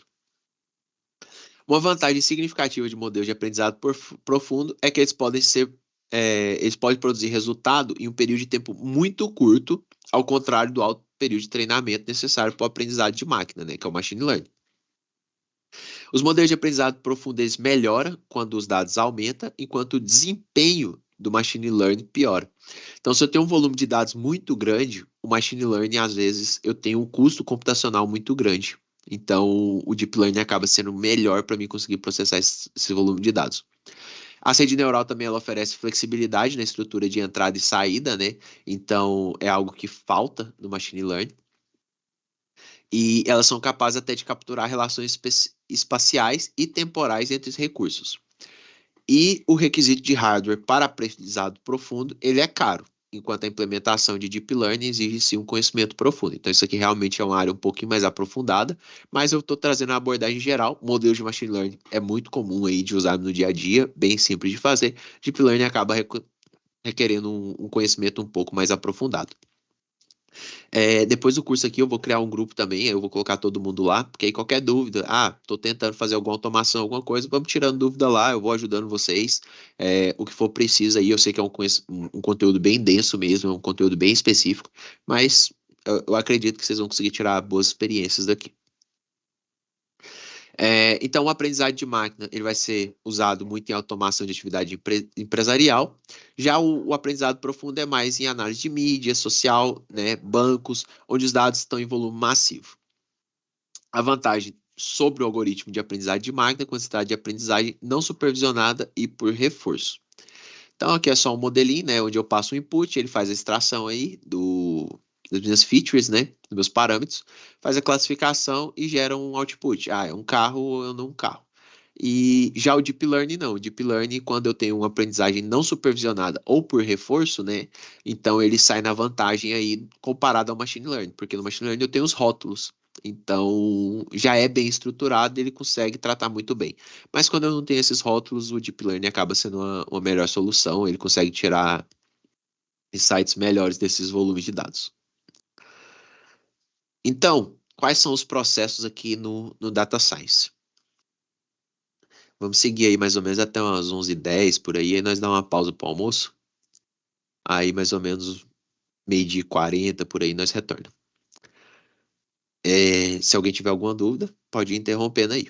Agora, sabendo o processo ali, como funciona o fundamento de uma inteligência artificial, quais as etapas que eu tenho que seguir, quais os tipos de modelo de machine learning que eu tenho, vamos entrar então nos processos do data science, que é o quê? Vou coletar esses dados, vou transportar e armazenar esses dados e vou fazer essa análise. Seria aquela primeira etapa que nós não entramos muito ainda. Por quê? É uma etapa onde eu vou gastar mais tempo. Eu pegar essa informação e conseguir transformar ela numa forma onde o meu modelo vai compreender, vai virar um dado estruturado, ela acaba levando um tempo. E é bom eu gastar esse tempo, porque lá na frente eu preciso travar muito bem qual o meu objetivo para saber quais as etapas que eu tenho que tomar anteriormente. Senão eu tenho que fazer todo um retrabalho depois. Então, quais são os processos no Data Science? Coleta de dados. Como que eu vou coletar dados na indústria farmacêutica? Essa parte aqui vai ser um pouquinho específica, mas no final do curso eu quero, se você tiver alguma dúvida, alguma coisa, ou tiver algum caso, nós pode tentar solucionar rapidamente aqui. Eu vou mostrar um pouquinho dessas aplicações. Coleta de dados. Como que eu vou coletar os dados? Eles podem ser coletados através de ferramentas low code ou linguagem de programação. O que seria ferramentas low code? Aqui eu trouxe algumas ferramentas muito usadas, que é o Python, ferramenta de programação. Power Apps e Excel são linguagens low code, precisa escrever pouquíssimas linhas de código. Power Apps hoje ele já é bem robusto, né? Então ele consegue coletar esses dados e estruturar muito bem. E eu tenho o NIM Analytics. O NIM pouca gente deve ter ouvido falar, mas ele é uma ferramenta muito utilizada lá fora, porque ele é uma ferramenta low code com alto potencial para machine learning. Então, se eu tenho meus dados ali estruturados, coletei meus dados no Power Apps, quero fazer um modelo de machine learning. Eu posso usar o NIM sem nenhuma linha de código, eu vou conseguir gerar um modelo de machine learning ainda para ele. Então, qual que é a diferença de ferramentas no code e low code? As no code, eles permitem o desenvolvimento sem qualquer linguagem de programação, mas só consegue resolver soluções específicas e simples. As low code, aí eu já consigo criar aplicativos mais complexos, seria o caso do Power Apps, customizados e sofisticados. Eles têm integração com softwares e sistemas da empresa e outras tecnologias avançadas, como inteligência artificial, machine learning, blockchain. Então eu consigo ter vários outros sistemas interligados naquelas aplicações. Vou passar um pouquinho por cima do NIM Analytics, só para vocês terem um conhecimento. Como que funciona o NIM? Eu desenho fluxos nele. Baseado nesses fluxos, eu preciso ter conhecimento, então, das etapas, dos processos, mas não preciso ter conhecimento dos códigos. Baseado nesses fluxos, ele vai conseguir montar os meus modelos, treinar os meus modelos, então eu consigo fazer tudo isso aí de forma automática.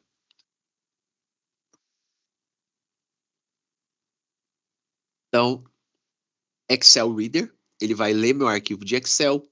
Eu tenho ali alguns algoritmos, por exemplo, de Decision Tree Linear, então, né, ele vai treinar os meus modelos ali. Aí eu posso exportar esses arquivos, escrever esses arquivos, eu posso fazer predições de dados, gerar score, né, com matriz de confusão. Ele pode plotar meus gráficos. Então o Nime ele faz toda essa parte de automação. Ele é um sistema bem completo mesmo. É, não utilizo muito, né? Porque eu utilizo mais a parte de programação mesmo. Mas é uma ferramenta bem completa. Quem quiser aprender, tipo, o site deles e tudo é bem didático, né? Então, tipo, tem muita documentação. É bem tranquilo aí para aprender. Aqui algumas funções do Nime. Então, ele tem reportes interativos, sistema de geolocalização, ferramentas preditivas, né? Então, eu já tenho modelos de machine learning implementado aqui no meu código, então eu consigo fazer predições e eu consigo exportar também documentos. Ah, eu quero exportar em doc, HTML, PDF, vários formatos, ele consegue gerar os reportes também, baseado naquelas análises.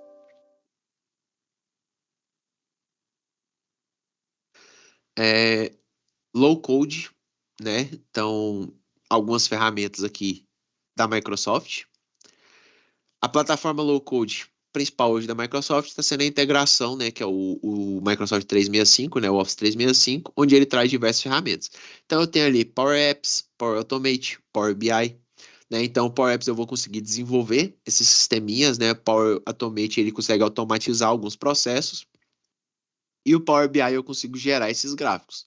Então eu consigo ali vincular essas três ferramentas para fazer um processo ali, né, de coleta de dados melhor, processo de visualização de dados. E agora, é lógico que eles estão lançando mais algumas ferramentas, né? A eBuilder, Dataverse, Data Connector, são ferramentas aí que vão vir para essa parte de machine learning.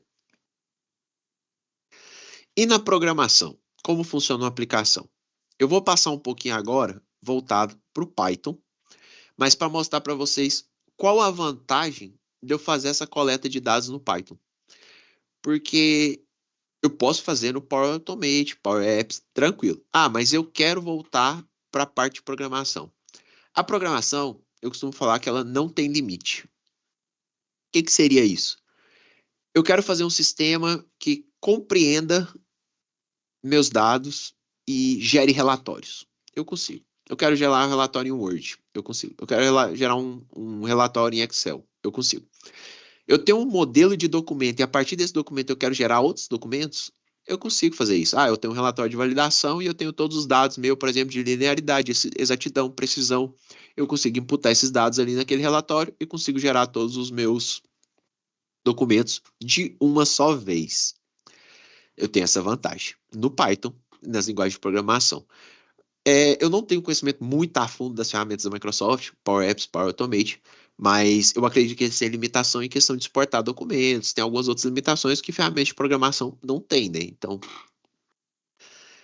eu tenho essas diversas vantagens. Ah, eu quero controlar um equipamento, eu consigo fazer esses controles. Ah, eu quero fazer uma OE automática, eu consigo fazer isso por linguagem de programação. Eu quero tratar dados químicos, né? A quimioinformática. A quimioinformática é dentro de uma linguagem de programação. Então eu consigo fazer toda essa automação aí.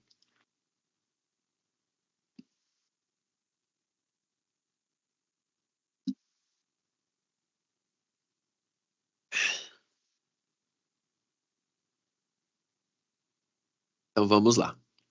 Qual que é como funciona então uma aplicação? Se eu for montar um sisteminha qualquer, hoje eu preciso compreender que eu tenho duas áreas de desenvolvimento. Eu tenho front-end e tenho back-end. O que seria isso? O front-end é aquela pessoa que é mais voltada para interface, designer, né? Seria uma pessoa que vai fazer que aquele sistema seja intuitivo para o meu usuário. O back-end seria o cara que vai lá, vai pegar aquele dado e vai tratar ele. Então, realmente é a pessoa que vai mexer ali na parte bruta de código.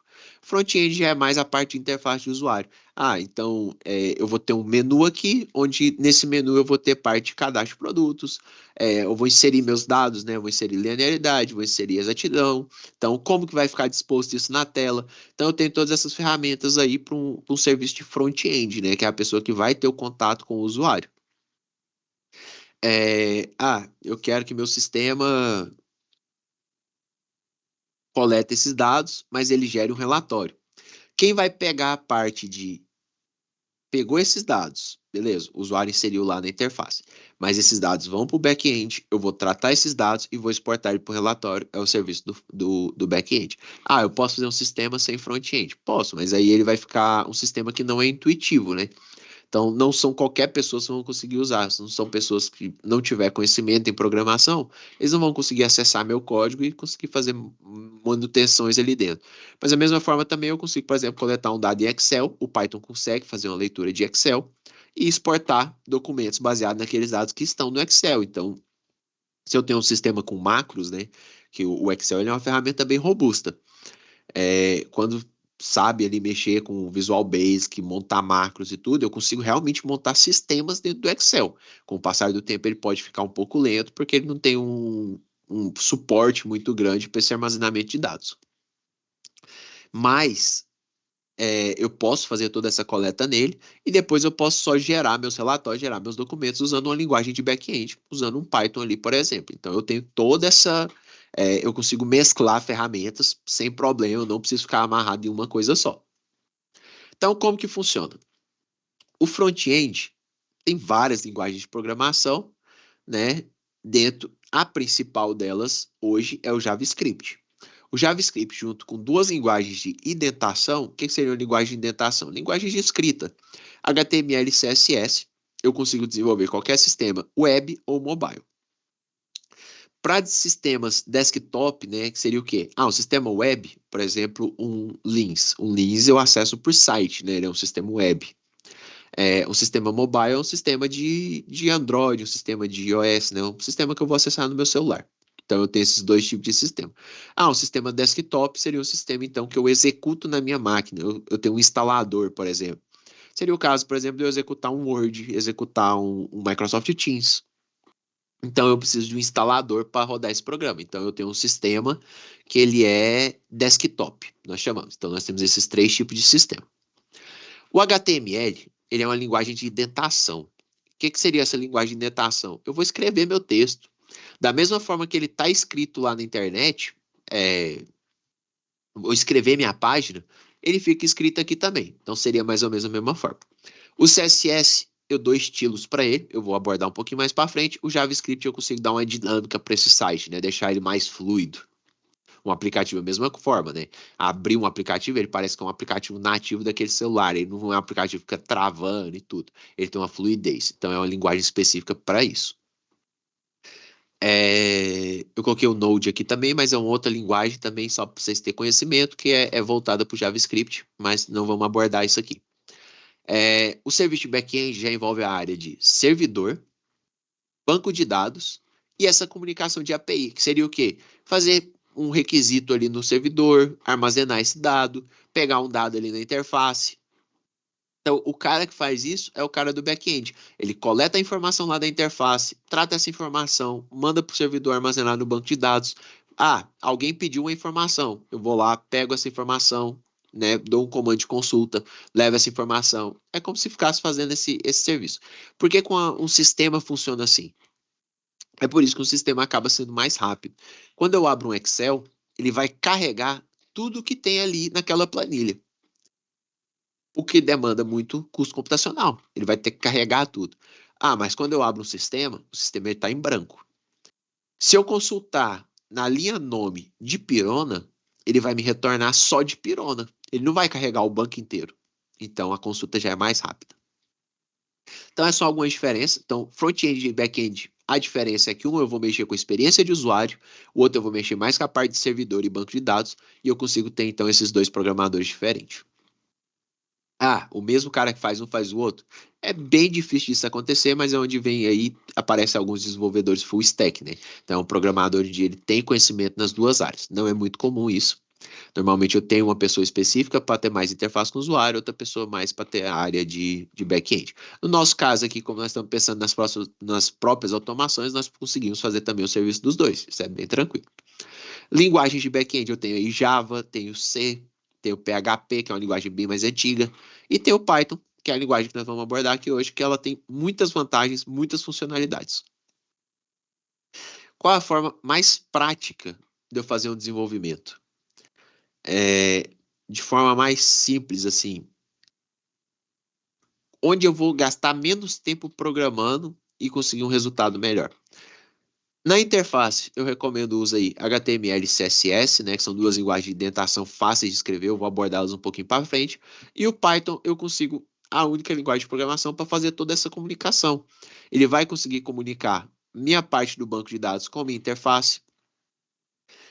Qual o banco de dados que nós recomendamos? O SQL. Por que SQL, Júlio? Porque o SQL, ele é um banco estruturado, onde eu tenho a mesma lógica do Excel. É como se eu tivesse várias abinhas daquela do Excel com várias colunas e conteúdos dentro dela.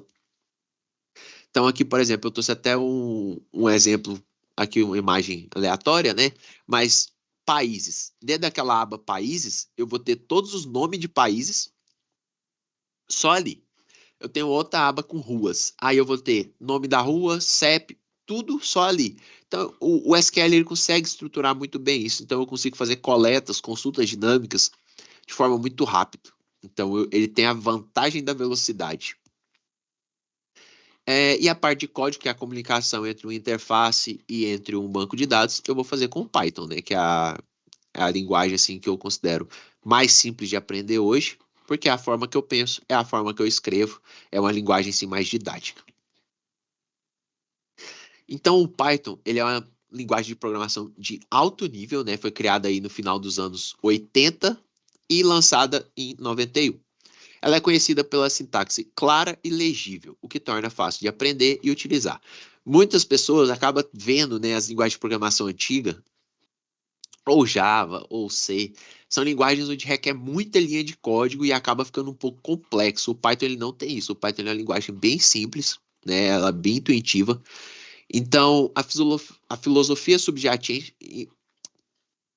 desculpa, subjacente enfatiza a clareza do código, tornando uma ferramenta poderosa para desenvolvedores de todos os níveis. Então, o Python, ele tem essa vantagem de eu conseguir fazer muita coisa, mas com código limpo, código claro ali, eu consigo compreender o que eu estou escrevendo. Então, por que que o Python tem ganhado tanta popularidade? Fácil aprendizagem, versatilidade, eu consigo fazer muita coisa no Python. O Python hoje ele tem uma comunidade ativa muito grande. Então eu tenho bibliotecas para quase tudo que eu quero fazer. O que seriam essas bibliotecas? Foi o que eu citei lá anteriormente. Ah, aqui eu trouxe algumas só para vocês terem uma ideia. Em níveis. Então, estou no Python ali, fundamentos básicos, só conhecimento de Python mesmo. NumPy é uma ferramenta para álgebra. O Jupyter é uma ferramenta onde eu consigo testar código por linha. Ele não vai testar meu código de uma vez. O Python, se ele dá um erro num código, ele me mostra, na linha tal, você errou isso. Então ele é bem didático. Tem outras ferramentas como o Pandas, né, que ele vai tratar aí a parte de tabelas, Matplotlib para plotar esses dados. E eu tenho algumas ferramentas mais avançadas depois também, que é o Scikit-learn, que aí já são ferramentas para modelos de machine learning. Então, ela já conhece toda a parte estatística e ela me pede parâmetros. Ah, para isso aqui você tem que entrar com os seus dados e definir esses parâmetros. Feito isso, ele roda e já aprende seus dados. Então, eu não preciso ficar ali deduzindo toda a parte estatística que eu quero para poder rodar o código. Então, eu não preciso. Eu tenho uma ampla gama de variedade de biblioteca, então. Todas essas bibliotecas elas estão disponíveis, né, no PyPy, que é um repositório Python, onde o pessoal armazena esses módulos, e lá tem toda a documentação. Ah, mas ir lá, ler documentação. Posso jogar no ChatGPT também, ChatGPT sabe todas e ele pode me ajudar. O que que eu não recomendo? O ChatGPT ele não é bom para criar código. Então, se eu for lá e mandar o chat GPT, cria um sistema para mim em Python para coletar tal e tal informação numa interface desktop. Ele vai fazer. Mas se esse código começar a ficar muito robusto, pode ser que começa a dar algum problema. Mas eu consigo detalhar muita coisa para ele, eu conhecendo as ferramentas e sabendo a forma de escrever, ele consegue me ajudar muita coisa. Eu penso no sentido de aprendizado mais rápido. A inteligência artificial veio exatamente para isso. Então eu consigo aprender mais fácil, né? E colocar em prática aquilo sem ter que correr muito atrás de informação, porque a máquina já está ali para trazer a informação para nós de forma mastigada, né? Então ela já analisa aquele dado e já traz para nós conseguimos tomar a decisão de forma mais fácil. Então a mesma coisa é no aprendizado de uma programação. Não vou querer que ele saia fazendo meus códigos, mas eu posso aprender de qualquer biblioteca como utilizar de forma mais rápida com uma linguagem de programação. É, Principais aplicações e contexto de utilização de linguagem Python. Então, o Python, eu posso usar ele, por exemplo, para o desenvolvimento web. Eu tenho frameworks hoje como o Django e o Flask, né, que são muito rápidos para desenvolver aplicativo web, e é o que o pessoal hoje mais desenvolve. Alguém chegou na minha empresa vendendo um sistema para mim e o sistema é web. Ou ele usou Django ou ele usou Flask, isso é bem provável. Então você já conhece qual a ferramenta que a pessoa está utilizando ali para te oferecer um serviço. Quando eu abordo tudo isso, qual que é o objetivo? O princípio da ciência de dados é eu conseguir ter os meus dados de forma estruturada. Então é interessante que os meus dados comuniquem entre si. Eu tenho a posse dos meus dados e eu consigo fazer com que eu tire insight de qualquer um desses dados. Se eu contrato um sistema terceiro para controlar uma parte de estoque, outro sistema terceiro para controlar uma parte de relatório, outro sistema terceiro cada coisa que eu tenho no meu laboratório, um sistema terceiro faz. Esse sistema não comunica entre si. É a mesma coisa de eu ter dados não estruturados, porque, tipo assim, eu vou conseguir tirar insights? Vou, mas só daqueles blocos. Eu não consigo correlacionar todos eles. Quando eu tenho o mesmo sistema, eu consigo correlacionar tudo. Quando são módulos, né, eu consigo correlacionar tudo e tirar informações até mais valiosas. Então, no desenvolvimento web, Django e Flask são ferramentas bem completas que eu consigo fazer aplicativos bem robustos, vamos dizer assim. Na parte de ciência de dados, o Python é usado na parte de análise de dados como biblioteca, como Pandas e Matplotlib. Machine Learning, eu tenho o TensorFlow, que é muito usado para a parte de Deep Learning. Então, eu já tenho uma biblioteca que é própria para isso. Eu vou só passar meus dados. E eu tenho o PyTorch, também são bibliotecas líderes aí para utilização de IA.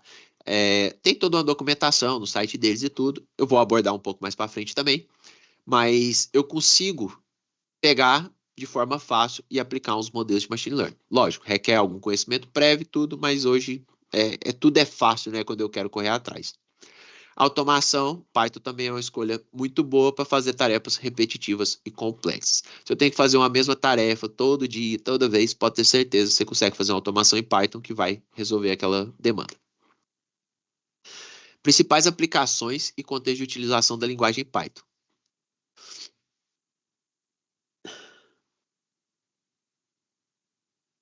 Um minutinho.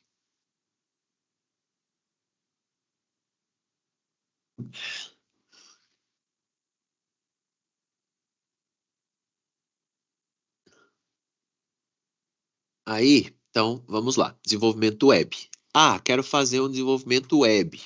Como que eu vou fazer meu sistema? Então, agora eu passei muito nos conceitos e eu vou passar um pouco por cima aqui para nós conseguir abordar melhor e conseguir sair pelo menos com a automação feita aqui desse curso, né? Então, vamos tentar sair pelo menos com um sisteminha pequeno aqui.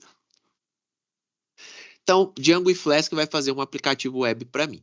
Como? Lembra que eu falei que eu tenho 3 linguagens aqui, uma de programação e 2 de indentação. O que seria isso? O Flask e o Django, eles funcionam com as linguagens HTML, CSS e JavaScript. O HTML é como se fosse o esqueleto. Eu vou só digitar texto ali e vai ficar só o esqueleto mesmo. Fica feio ali o texto, sem formatação. O CSS, eu consigo dar estilo para aquilo. Então, eu consigo ir lá e colocar como se fosse, nesse exemplo aí, ó, coloquei uma roupa, né? Então, tá estilizada a minha página agora, meu sistema tá bonito. Ele tem bordas, ele tem cor, então eu consigo deixar ele estilizado. E o JavaScript é como se fosse o cérebro, ele consegue dar essa fluidez aí, né? Automatizar todo o código, né? Deixar ele criar funções, né? Criar tarefas. Utilização da linguagem de programação com ciência de dados. O Pandas, né? O Pandas é a principal biblioteca que eu falei. Eu consigo trabalhar as tabelas, ela fica visualmente dessa forma dentro do meu código quando eu estou lá programando. Então, se eu der lá um comando no Pandas para ler uma tabela de Excel, eu vou visualizar ela dessa forma aqui, ó. Então, é fácil de eu visualizar e fácil de eu trabalhar com esses dados. Matplotlib eu vou usar muito para poder plotar esses dados. Tem outras como Seaborn, tem várias outras bibliotecas também para plotar. Matplotlib acaba sendo uma das mais usadas ainda, que ela é uma ferramenta bem robusta e simples. E no site deles, essa imagem que eu tirei foi até do site deles, já tem todos esses modelos de gráficos com código escrito. Então, eu quero gerar um gráfico desse de 4 linhas ali. Eu posso ir lá pegar, eu quero gerar um gráfico de barras de pizza. Tem o código lá, eu posso só pegar, trocar pelos meus dados e eu gero toda essa visualização. É bem simples também. Machine Learning, né? Então eu tenho o TensorFlow e o PyTorch. Então são duas ferramentas aí bem robustas para essa parte de inteligência artificial. E automação. Essa parte aqui de tarefas repetitivas e complexas, eu vou abordar até um pouquinho mais nelas, porque se eu tenho qualquer tarefa onde eu consigo ter um template, o que seria esse template? Pensa assim, eu tenho um relatório, né? Esse relatório, ele é um modelo. Então, se eu for fazer um relatório para validação analítica, eu tenho um modelo. Vou fazer um protocolo, eu tenho um modelo. Vou fazer um relatório de nitrosaminas, eu tenho um modelo. Então, hoje, muitos documentos das nossas empresas são modelos. O que eu consigo fazer com esses modelos? Aplicar os dados dentro desses templates e gerar um output renderizado, que seria o quê? O meu documento, Word, HTML, PDF, o formato que nós quisermos. Como que eu vou fazer isso? O Jinja. O Jinja é uma das bibliotecas mais usadas para isso, porque eu tenho a capacidade de gerar diversas páginas diferentes, trocando só os dados que eu estou imputando naquelas páginas. Então eu consigo fazer uma automação para tarefas repetitivas e complexas aqui também, como gerar relatórios automáticos. Coletando aplicativos com Python. Então, como eu abordei anteriormente, eu tenho duas formas, né, aqui. Então, eu tenho aplicativo web e aplicativo desktop. Qual que eu vou utilizar? É da sua escolha mesmo.